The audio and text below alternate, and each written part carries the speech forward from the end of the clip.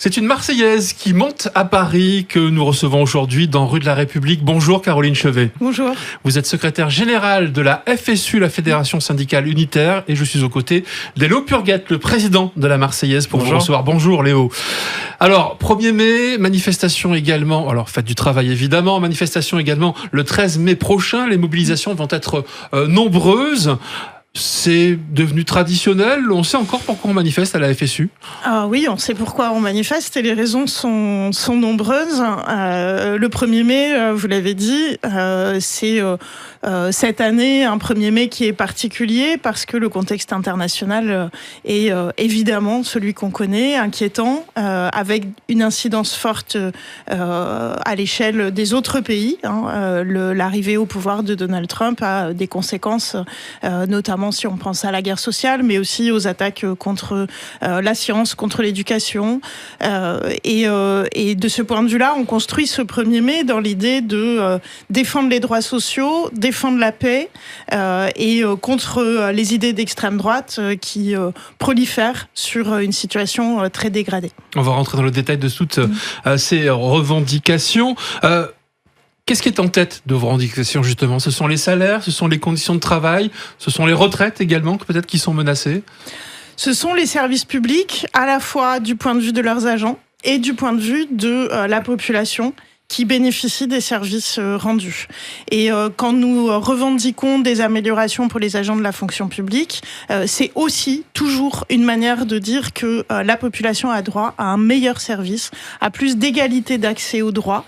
Et ce sont les services publics et ce sont les agents des services publics qui assurent ces missions fondamentales. Alors il y a de quoi s'inquiéter parce que le Premier ministre François Bayrou a annoncé qu'il faudrait faire 40 milliards d'économies à nouveau. Les services publics sont déjà quand même assez touchés par cette politique d'austérité. Est-ce que vous pensez qu'il sera en mesure de mettre en place ces économies ? Alors les annonces sont très inquiétantes et complètement inacceptables. On a vu à différents signaux la volonté de faire porter l'effort sur les salariés et sur les agents des services publics, sur les services publics eux-mêmes, sans que jamais soit remis en question le dogme de non-augmentation des impôts, la politique de l'offre, et sans que jamais soit envisagé un partage de l'effort avec notamment les plus aisés et les grandes entreprises. Et donc, de ce point de vue-là, nous, on dit qu'il n'est pas possible dans le contexte qu'une nouvelle dégradation des services publics vienne encore affaiblir et déconstruire le lien social. Au contraire, dans le contexte international déstabilisé dans lequel on a besoin de défendre notre modèle social, on a besoin de solidarité. Et donc, vous pensez à quel gisement de ressources ? Parce qu'il faut en prendre quelque part. Écoutez, des gisements, il y en a. Les crédits d'impôt qui sont donnés aux entreprises sans aucune contrepartie, par exemple, pourraient permettre de dégager un certain nombre de marges. Il faut qu'on voit aussi en termes de justice fiscale. Nous, on porte depuis longtemps une réforme pour un impôt, pour une fiscalité beaucoup plus juste, un effort mieux réparti. Et en tout cas, il faut en finir avec ce dogme qui voudrait que il faut systématiquement réduire les dépenses et répondre au déséquilibre budgétaire en réduisant la dépense publique. Le déficit budgétaire, on le prend au sérieux, on le balaye pas du tout d'un revers de main. C'est un sujet important, mais pour nous, il est la conséquence de l'assèchement des ressources de l'État et pas de dépenses qui en réalité ont été réduites fortement et qui aujourd'hui nécessiteraient au contraire des politiques d'investissement pour l'avenir. Est-ce que vous entendez, Caroline Chevet, cette petite musique qui dit que on dépense trop, on dépense mal, même si on est toujours content quand même de trouver les services publics quand on en a besoin dans un hôpital ou sur des routes par exemple ? C'est ça, concrètement, quand on parle des services publics, on parle de quoi ? Et des agents de la fonction publique. On parle des enseignants, des personnels de l'éducation nationale, on parle des AESH qui accompagnent les élèves en situation de handicap, on parle des personnels qui assurent par exemple l'aide sociale à l'enfance, tous les métiers de la petite enfance, et y compris ceux qui sont dans les écoles. Je pense par exemple aux ATSEM pour ce qui est des territoriaux. On parle des infirmières, on parle des agents qui, en cas par exemple d'inondation, de crise climatique, spécifiques sont chargés de prendre en charge le quotidien, répondre, réparer. Les services publics, c'est ça. Et c'est le quotidien qui fait tenir le pays ensemble. Donc, est-ce qu'on dépense trop pour cela ? Non. Ce qu'on constate, c'est que si on prend l'école, par exemple, on va y venir, mais la rentrée 2026 ou la rentrée 2025, se prépare dans des conditions qui ne sont certainement pas des conditions de dépenses excessives. Et pourtant, traîne encore cette image ou ce cliché du fonctionnaire qui fait son travail, allez, grosso modo un peu moins que la durée légale, etc. Ça a la peau dure, tout ceci. Vous l'expliquez comment, vous qui êtes aujourd'hui à la tête de la principale centrale syndicale en la matière ? C'est un cliché qui est souvent entretenu. On parle parfois de fonctionnaire bashing. On a vu cet épisode au mois de novembre. Le ministre de la fonction publique, Kasbarian, qui n'est plus ministre aujourd'hui. Oui. Ça lui a pas porté chance. Non. Et il est encore au ministère. Non, il l'a plus alors. Et il a essuyé une grève le 5 décembre qui a été majoritaire dans certains secteurs, très forte dans l'éducation nationale, qui a surpris tout le monde. Les grèves dans la fonction publique ne sont pas faciles à construire. Ça a été une grève unitaire très large on a réussi à faire entendre à ce moment-là que ça suffisait, ce discours-là, qui consistait à parler d'absentéisme, etc. Il y avait les 2 jours de carence supplémentaires qui étaient annoncés, donc l'idée de ne pas payer pendant 3 jours des agents qui seraient malades. Concrètement, une professeure des écoles, par exemple, ou un personnel d'une crèche qui tombe malade, si elle n'est pas payée pendant 3 jours, c'est à la limite de l'insulte, parce que il n'y a pas aucune responsabilité des agents de la fonction publique, qui sont souvent au contact du public, à être malades. Alors le nouveau ministre Marc Angeli a changé de ton, mais est-ce qu'il a changé de politique ? Alors on a noté le changement de ton. Pour autant, reste comme vrai sujet là actuellement de mécontentement la baisse de 10% de la rémunération des agents en congé maladie. Une baisse de 10% quand on se casse une jambe par exemple et qu'on ne peut pas travailler, ça peut vouloir dire un mois d'arrêt, et c'est une baisse de rémunération importante que les agents et les agentes ne peuvent pas se permettre. Par ailleurs, on a un ensemble de sujets dont notamment la rémunération des agents de la fonction publique qui sont sur la table. On vous oppose la sécurité de l'emploi en disant ils sont moins bien payés, mais il y a la sécurité de l'emploi, ils sont sûrs d'avoir un travail. Enfin oui, bien sûr, mais ça n'est pas une raison pour sous-payer. Et d'ailleurs, si la sécurité de l'emploi était un tel critère, on ne serait pas confronté à la crise d'attractivité des métiers de la fonction publique à laquelle on est confronté dans tous les secteurs. Vous l'attribuez justement à quoi, cette crise des vocations ? Quel est votre diagnostic ? Alors pour nous, un paramètre fondamental, c'est celui de la rémunération. Les agents de la fonction publique ne sont pas assez rémunérés. Leur situation a décroché si on compare avec des métiers comparables au niveau européen. Par ailleurs, leurs conditions de travail sont extrêmement dégradées.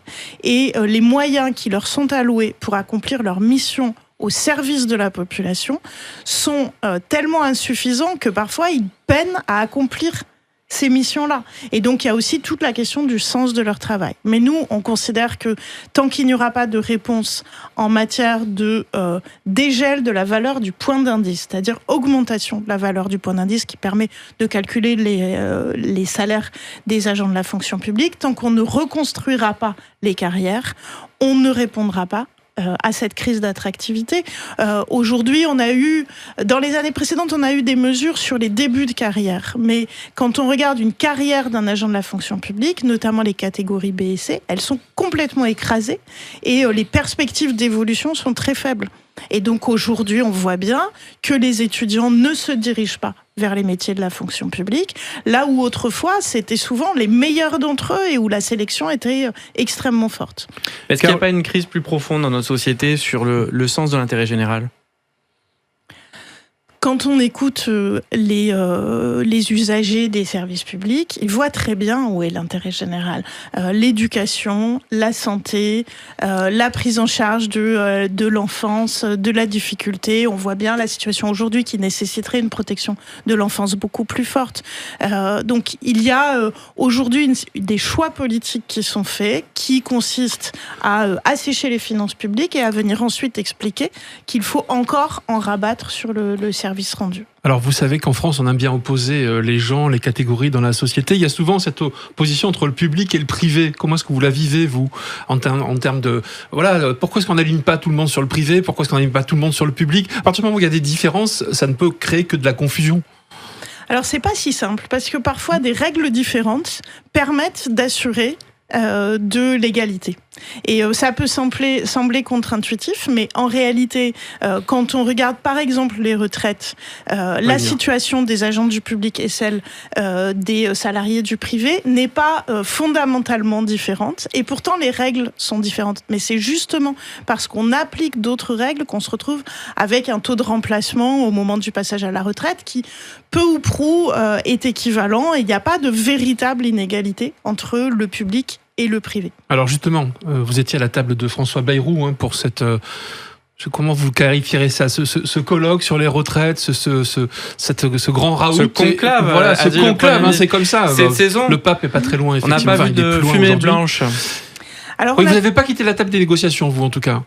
Alors, il faut être très précis. Ce qui s'est appelé conclave un temps, qui s'appelle délégation paritaire permanente, ne concerne que les confédérations, les organisations qui sont représentatives dans le privé. Le gouvernement a fait le choix, ou le Premier ministre a fait le choix d'écarter les organisations représentatives de la fonction publique. Et donc, au départ, ce sont les 5 confédérations. Certaines ont quitté la table des discussions, mais les autres organisations, la FSU, l'UNSA, Solidaire, ne sont pas à proprement parler dans ces discussions. Il existe simplement un cadre de réunion, 3 réunions d'information. L'une a eu lieu hier, où on est destinataire d'informations sur ce qui se discute au sein de la délégation paritaire permanente et qui concernerait les agents de la fonction publique. Il n'y a aucun cadre aujourd'hui, et nous le dénonçons fortement depuis le début, de discussion et de dialogue social. C'est la forme, évidemment, mais sur le fond, a priori, pas de retour de l'âge légal, quoi qu'il arrive. Qu'est-ce que vous en pensez ? C'est absolument inacceptable. Nous, on continue de considérer que cette réforme qui a porté l'âge légal à 64 ans est illégitime, qu'elle devrait être remise sur la table, abrogée. C'est un sujet, la question de l'âge de départ à la retraite. Et par ailleurs, il y a un ensemble de difficultés auxquelles nous sommes confrontés dans la fonction publique, spécifiques, qui appellent des réponses en matière d'égalité femmes-hommes, par exemple, de droits familiaux, d'accès à la retraite progressive. On a des sujets qui nécessitent qu'il y ait des discussions et aujourd'hui, il n'y a aucun cadre pour ça. Alors, il y a quand même cette discussion dont vous avez été écarté, dont certains ont décidé de partir, à l'image de la CGT ou de FO. Quand est-ce que ce processus va s'arrêter ? On a l'impression que c'est une manière pour le gouvernement de gagner du temps.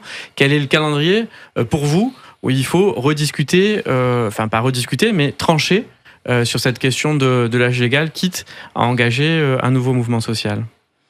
Alors, on voit bien que le Premier ministre a fait un coup tactique, politique, qui était fondé sur une aspiration légitime de la population. Majoritaire. Très majoritaire, c'est encore vérifié régulièrement. Que la défaite n'en est que plus amère, j'imagine. Oui, et puis derrière, on a vu aussi une séquence qui a consisté à instrumentaliser le choc produit par la situation internationale, par l'arrivée de Donald Trump, pour expliquer et préparer les consciences à un recul en matière de droits sociaux et pour discréditer finalement la volonté de revenir sur la mesure d'âge de 2023. Pourtant, on voit bien que la population continue à aspirer aspirer à ce changement-là. Donc aujourd'hui, on continue de discuter au sein de l'intersyndicale, interprofessionnel, de confronter nos analyses, de se rappeler aussi que le 64 ans, c'est toujours non pour toutes les organisations syndicales.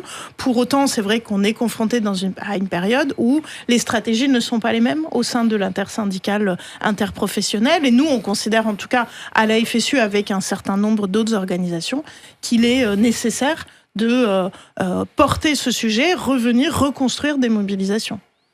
Alors la FSU pèse beaucoup dans le monde de l'éducation, vous-même en êtes issu, et c'est la dame de l'âge de départ légal à 64 ans qui a été nommée ministre de l'Éducation nationale. Je voulais vous entendre sur ses premiers pas. La ministre Elisabeth Borne est effectivement arrivée précédée de cette expérience-là, du passage en force. Bon, tout le monde a encore en tête, évidemment, les images au Parlement. Elle est arrivée aussi, finalement, comme quelqu'un qui ne connaît pas particulièrement bien de son propre aveu. L'éducation un peu nationale. Techno, peut-être, un peu froid. Alors après, le ministre Blanquer, par exemple, connaissait très bien l'éducation nationale et la politique qu'il a conduite a été redoutable et on en paye encore aujourd'hui les conséquences. Donc, les choses se mettent en place. L'année écoulée a aussi été une année de très grande perte de temps, atermoiement sur un certain nombre de sujets du fait de la valse des ministres. Des discussions sont en cours, mais aujourd'hui, on ne voit pas encore véritablement les choses avancer. Quand vous entendez la ministre Elisabeth Borne dire qu'il faut commencer à penser à son orientation dès la maternelle, ça peut faire que sourire, ça nous fait sourire, nous en tout cas, nous on le dit. C'est une énorme bêtise. Enfin, ça n'a absolument aucun sens. Mais on voit bien quand même les impensés derrière ce genre d'excès de langage. C'est-à-dire qu'on peut être très techno, mais balancer ce type de stupidité, oui, peut-être. Ça n'a absolument aucun sens, mais c'est quand même révélateur d'un état d'esprit général qui consiste à penser que le système éducatif n'a pas vocation à amener tout le monde le plus loin possible et à dépasser des déterminismes sociaux, alors que pour nous et pour l'immense majorité des personnels qui y travaillent, c'est ça l'enjeu. Caroline Chevet, vous êtes à la tête de la FSU, on a Sophie Binet qui est à la tête de la CGT, on a également Marie-Lise Léon qui est à la tête de la CFDT, puis du côté de Solidaire également des femmes. Est-ce que ça change quelque chose, les femmes en syndicalisme ? Alors oui, ça change quelque chose, puisque aujourd'hui les femmes sont majoritaires au sein de l'intersyndicale interprofessionnelle. C'est une nouveauté, ça change les choses sans non plus qu'il faille se raconter d'histoire. C'est-à-dire que faire de la place aux femmes, assurer la présence des femmes dans les organisations, c'est pas simplement mettre des femmes en avant aux situations en position de direction. Mais le fait d'être soi-même à la tête de son organisation, ça permet aussi de veiller à ce qu'au sein de l'organisation, des modifications soient faites, des changements, une vigilance permanente soit apportée pour que les femmes puissent prendre complètement leur place dans les organisations. Donc ça change des choses parce que c'est un regard de chaque instant. Et puis, de fait, les échanges sont assez faciles entre nous. Ils sont réguliers. Et on peut aussi considérer que c'est la conscience de la difficulté d'être une femme encore dans les organisations ou dans des positions très exposées qui crée cette solidarité entre nous.